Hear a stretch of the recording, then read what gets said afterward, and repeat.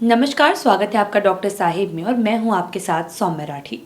Doctor साहब के आज के एपिसोड में हम ये समझने वाले हैं कि साइलेंट अटैक और सडन कार्डियक अरेस्ट इन दोनों चीज़ों में क्या फ़र्क है।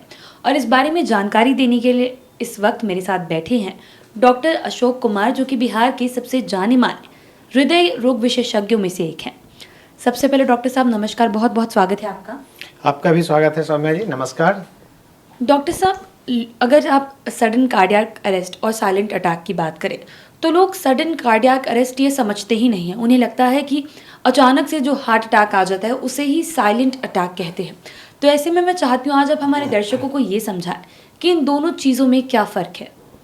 देखिए, ये दोनों चीज़ों में बहुत ही बेसिक डिफरेंस है। जैसा कि नाम ही है साइलेंट हार्ट अटैक, जो कि हार्ट अटैक वैसा जो साइलेंटली हो जाए, पेशेंट अननोटिस्ड रहे। ये अमूमन किस में होता है? ये अमूमन बुज़ुर्गों में होता है जो डायबिटिक लॉन्ग स्टैंडिंग डायबिटीज़ से सफ़र करते हुए होते हैं। वैसे मरीजों में साइलेंट हार्ट अटैक होता है। अगर ओवरऑल बात देखी जाए तो साइलेंट अटैक के इंसिडेंस अबाउट लिटरेचर्स में 20% के पाए जाते हैं। ये वही है हार्ट अटैक जब हार्ट को जो ब्लड सप्लाई करने वाली धमनियाँ होती हैं उसमें ब्लॉकेज के चलते होता है। तो जो साइलेंटली हो गया, कोई सिम्टम प्रोड्यूस नहीं किया, पेशेंट अननोटिस्ड रह गया, ये साइलेंट हार्ट अटैक है। ऑल्दो इसके कॉम्प्लिकेशंस बाद में होते हैं, हार्ट डायलेट करने लगते हैं, एरिथमिया होने लगते हैं, तो ये डिलेड होते हैं। और अब आते हैं सडन कार्डियक डेथ पे। तो सडन कार्डियक डेथ वो सिचुएशन है जिसमें कि सिम्टम स्टार्ट होने के 1 घंटे के अंदर पेशेंट कोलैप्स कर जाए, पेशेंट की मृत्यु हो जाए। इसे सडन कार्डियक डेथ कहते हैं। अब ये भी ब्लॉकेज के चलते ही अमूमन 75% केसेस में देखा जाता है कि ये भी जो हार्ट को सप्लाई करने वाली धमनियाँ होती हैं उसी में ब्लॉकेज के चलते होता है। और उसके बाद एक एरिथमिया होती है, वेंट्रल टैकिकार्डिया, जो रिस्पॉन्सिबल है 75% of death in sudden cardiac death.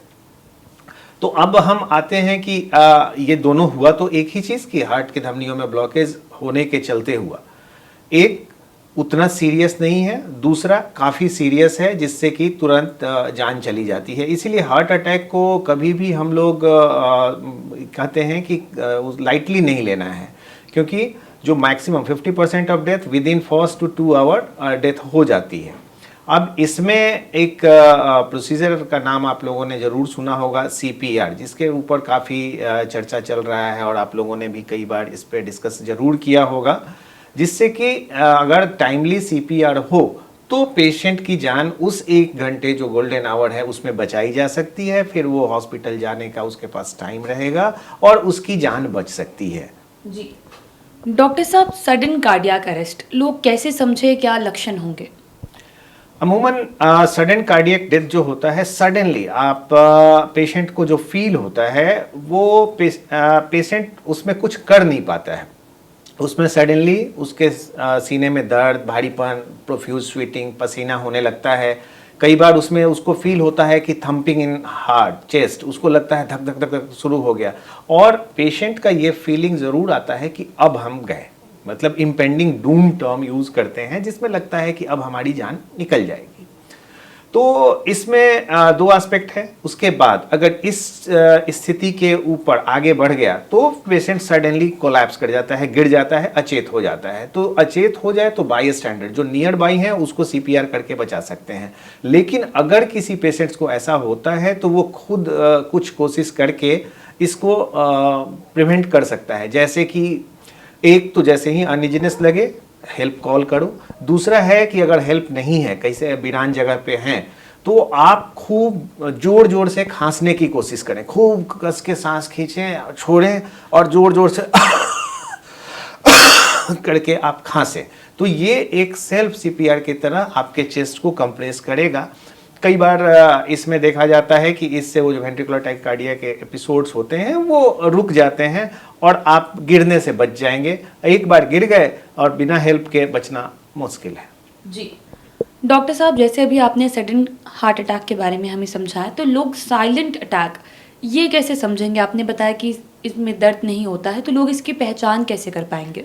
अमूमन इसकी डायग्नोसिस डॉक्टर से मिलने के बाद ही होती है। जैसे वैसे लोग जो कि मैंने पहले भी बताया कि जो रिस्क फैक्टर जिनको है, जैसे कि डायबिटिक हैं, एल्डरली है, मेल हैं और उनके घर में हार्ट अटैक के इंसिडेंस फर्स्ट डिग्री रिलेटिव्स पे हैं, जैसे कि फर्स्ट डिग्री रिलेटिव्स हुआ, जैसे कि फादर मदर को कम उम्र में हार्ट अटैक हुआ हो या अपने भाई को हार्ट अटैक हुआ हो, तो ये लोग रिस्क ग्रुप में आते हैं।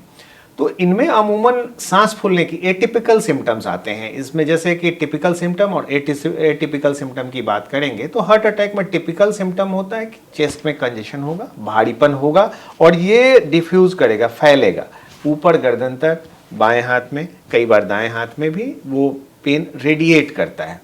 ये टिपिकल सिम्टम्स हैं। लेकिन साइलेंट हार्ट अटैक वाले को ये सिम्टम नहीं आते हैं, उनको गैस की समस्या लगेगी, उनको लगेगा कि नहीं मेरा थोड़ा गैस आ गया है। वो अपना जो कॉमनली है अजवाइन का पानी, इनो वगैरह कर लेते हैं ये मानते हुए कि हमारा ये तो गैस है।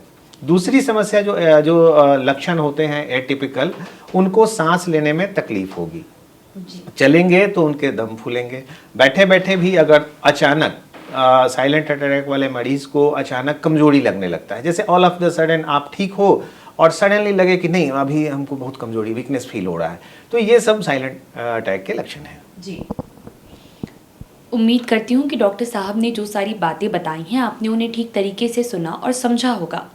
इसी के साथ जल्द मुलाकात होगी अगले एपिसोड में।